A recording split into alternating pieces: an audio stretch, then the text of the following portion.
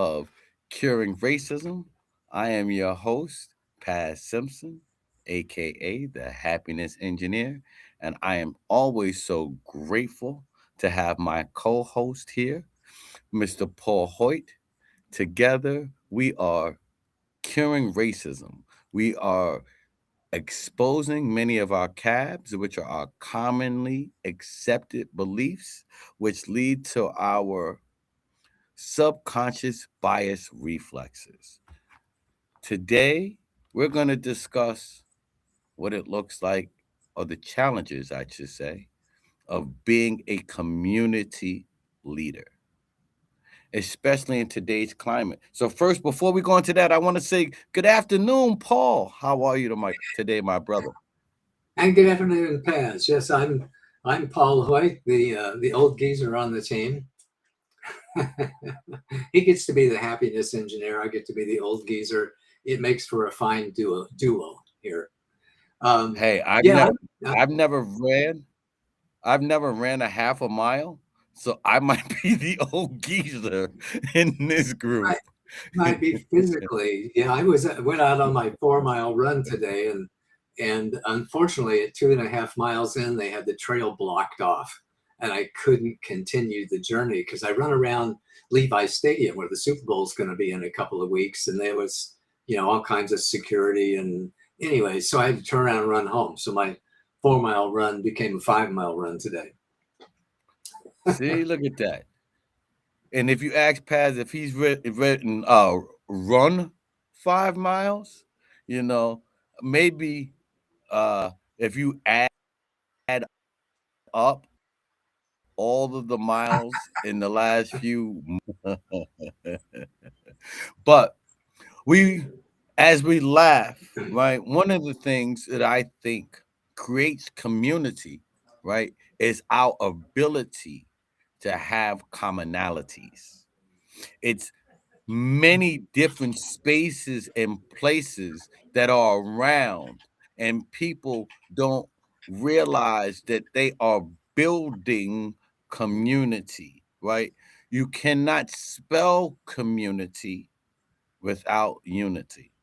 So, what is our common thing, our common belief, our common practice that we can then group behind, come together on, right? So that we can be community. Paul and I are now a community of two and growing and spreading this gospel of curing racism.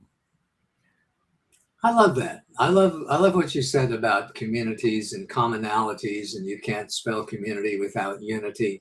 So one of the things that is required of somebody who wants to be a community leader is to understand that unity, is to understand that common cause, understanding the reason why people come together in that community in the first place, and the value of the community to them. That is so key. And I wanna stop there, right? Because I think a lot of times why we can't organize communities, a lot of times why we can't rally together is because we don't take the time to understand what is the root cause that brings that community together. A lot of times they think because all black people look alike, right? That's the cause, right? That we all think alike, right? But that's far from true, right? There are times where we are a collective community, especially around things like maybe a Rodney King or a George Floyd. But those are human issues that we should all be able to come together behind, not because of color, but because injustice is injustice. Yeah, What it was so happens, right, is because of our cabs, which are our commonly accepted beliefs. which turn into our subconscious bias reflexes. We choose to close our eyes. Let me take my glasses off so you can see my eyes closed. We choose to close our eyes to the things that we know are injustice, that we know are wrong. If I smack Paul in the face and Paul has done no wrong to me, whether Paul is black, white, orange, I am wrong. I don't need you to defend my black self for smacking this older white gentleman when I am wrong, right? We have to accept right and wrong and stand for something. So I'm going to park myself there and allow you to speak. I, well, thank you. Well, one of the things I want to talk about was how the challenge of being a community leader is different from the usual challenges of leadership. So, if you're a supervisor of five or six other people at your business, or you're trying to lead, some small group or even a Zoom call or something, there's always a challenge of leadership, of knowing what you're talking about, of having an agenda, of being respectful, of listening to other people, of being decisive. I mean, the challenges of leadership in a business situation are enormous, and they're certainly not to be discounted in any way.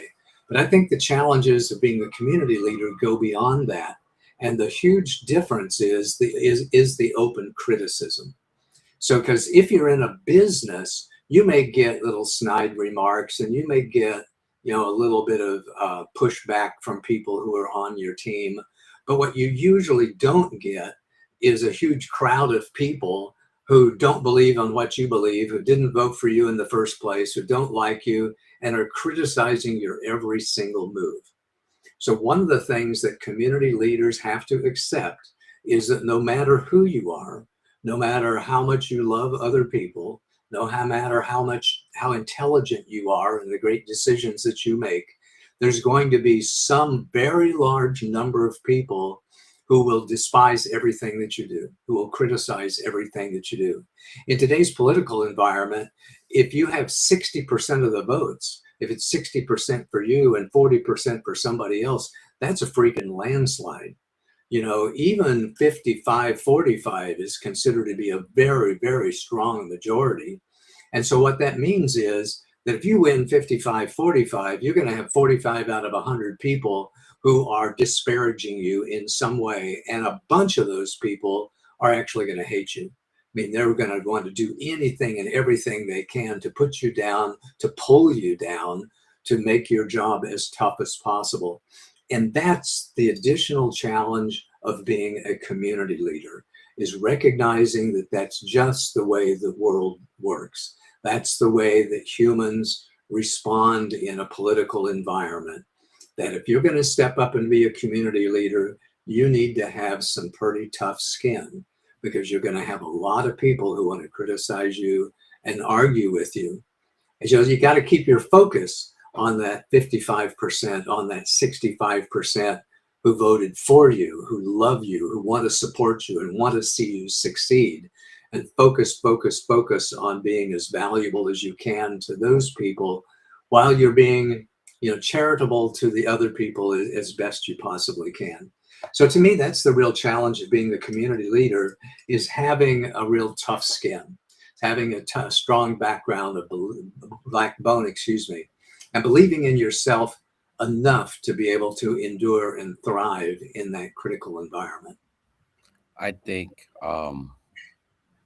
what happened. So, in a corporate environment or business environment, what allows others to quell their dissent is the paycheck, right? There's Yeah. still a need for us to be able to work together in order for me to possibly keep my job, possibly pay my bills. So there's a monetary incentive, right? In understanding how we come together.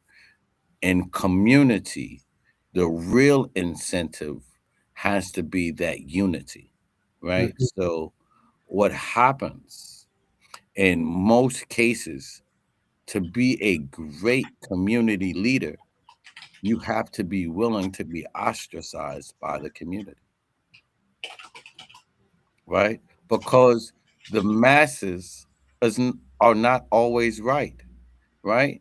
If you drop the M off of masses, that's usually what you have, right? So to be what happens, I think, for many community leaders is that one, the need for money becomes too great, and then their lead sometimes turns into a grift.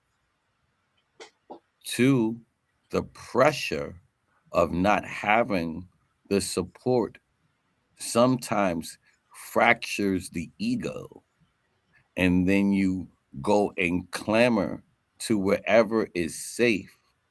Or three, what may be worse is you never believed it in the beginning anyway. Yeah. And as you were talking there, it made me think that there's three different, environments of leadership here. One of them is a political leader that I was just talking about. The other one is the business leader, which we've talked about. But there's this third one in the middle there that is something in between those two, like leading a section at the church, or leading, some sort of department or function within a political organization or a nonprofit organization, and that requires a different environment as well. So and I would say that's probably more like the community leader that we're talking about, Yes, sir. is that ability to lead other people to stay true to your values and stay true to your purpose, and lead people, in the direction that they really signed up to be led in the first place.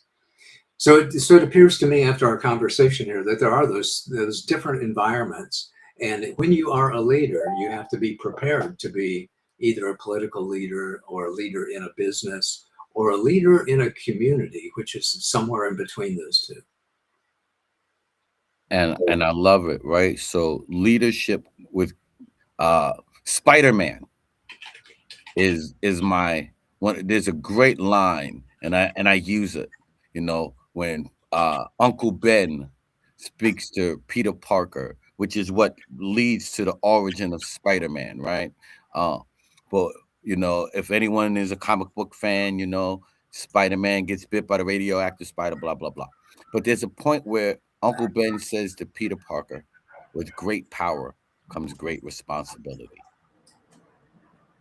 In leadership, when you have the power, right? Because people are following you, right? You have the responsibility, right, to be very clear with how you're leading.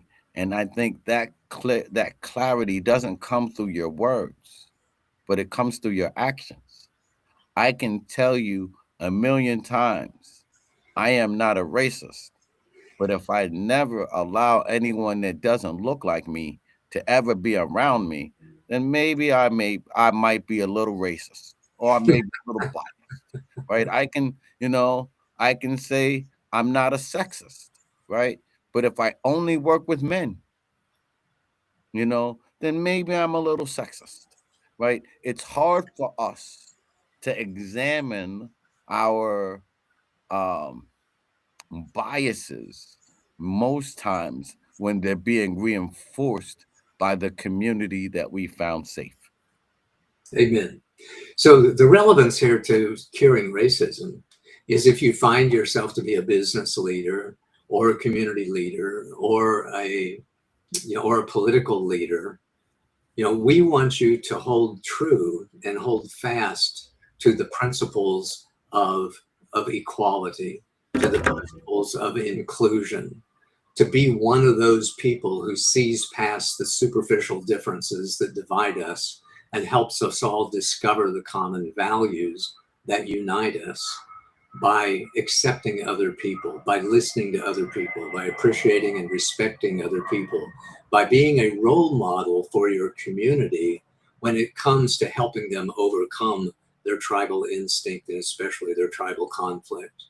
I think that's the responsibility of every community leader to apply the golden rule. Treat your brother as yourself, and see everybody as your brother or your sister, regardless of their religion, regardless of their political affiliation, regardless of the color of their skin.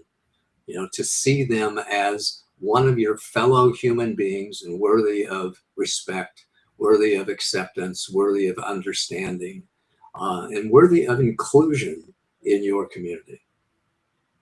What we're asking is for leaders to not just have a title, but to do such, to lead. To do the Right? right thing. Sometimes leadership with some pushback. Some leadership comes with some misunderstanding.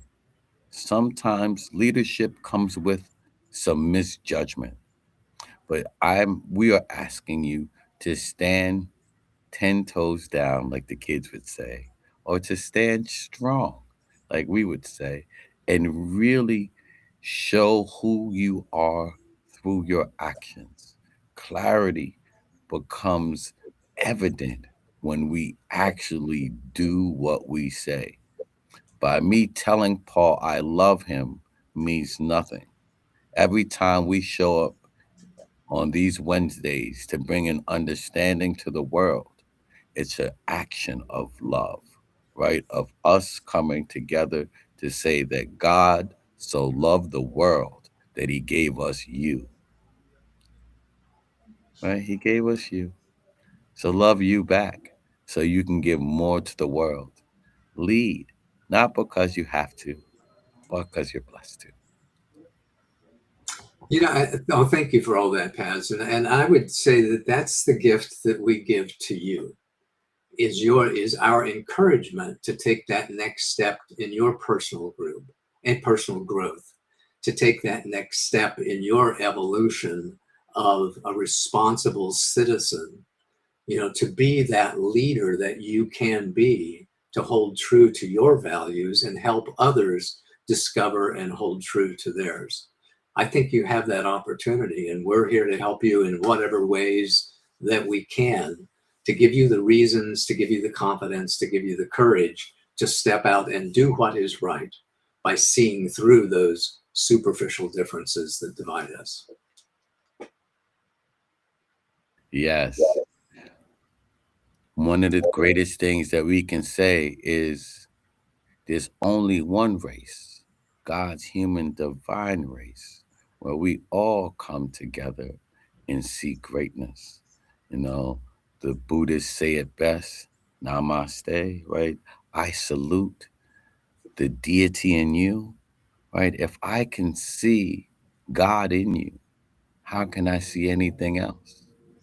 Right? So let's lead. I love that we got to give our community leaders, right, something to really hold on to and think about, right? What does leadership look like and feel like to you? Paul and I have been able to define leadership on a few levels today, both political, community, and business. What does leadership look like? What does it feel like? What does it sound like to you? As leaders, we're asking you, what does it feel like for you to actually step into leadership and to lead others? What responsibility do you take on in leadership?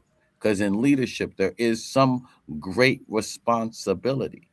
And when things may not be going your way, how do you still show up as your authentic self, being great, grateful, and giving your best? Amen. Great conversation today. And for all of you listening to you, step up. Be one of those community leaders. Be one of those value focused people who can help other people embrace the values that we share in common. Love Yeah, that. yes. Together, each achieves more. That is team, right? We have an obligation, right, to build a world better than we left it. We have an opportunity to meet someone new and fall in love. And more importantly, we get to showcase how great we are so others can be great with us. It never hurts a candle to light another candle. Amen. Great conversation today, Paz. Yes, sir. And join us next week as we come together again to be curing racism, for us to explore different topics that allow us to see what commonly accepted beliefs that may have been shaping our subconscious bias reflexes, that may be keeping us from being the best people, society, world we can be, but together we can make it better. Paul, last words are yours. Well, join us on LinkedIn. Take a look at LinkedIn. We've got a new LinkedIn page. We got a YouTube channel. If there are any opportunities for us to do diversity education workshops, at your business, at your community, anywhere, reach out to us. If you know of anybody who would like to have the two of us as guests on a podcast, we'd love to do that too. As far as I know, we're the only black guy and white guy coming together to teach this lesson of where racism came from, why it persists, the impact that it has, and the solutions to it. As Paz has so rightfully said many times, one conversation, one connection, one heart at a time. Help us spread the message. Help us make a difference. Help us have the impact we can have. Help us make this world a better place. We would appreciate that opportunity. See y'all next week.